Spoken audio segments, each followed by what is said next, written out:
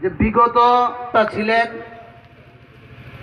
ওনারা এখন কিন্তু খুব স্বাচ্ছন্দ্য বোধে বক্তৃতা করতে পারেন, আগে যেটা করতে পারতেন না।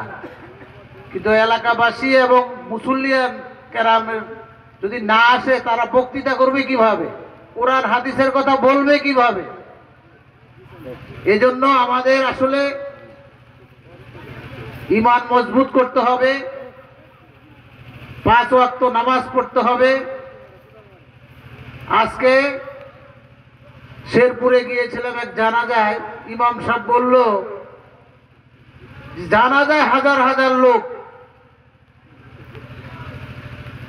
ফজরের নামাজ সময় 3 জন। যে আমাদের তখন বয়স শেষ, আমাদের তো নফল ইবাদত হবে, কিন্তু যুবক যারা আছে, আমরা যারা আছি, আমরাই নামাজ পড়ি না। মসজিদে 3 জন লোক নিয়ে নামাজ পড়ছে।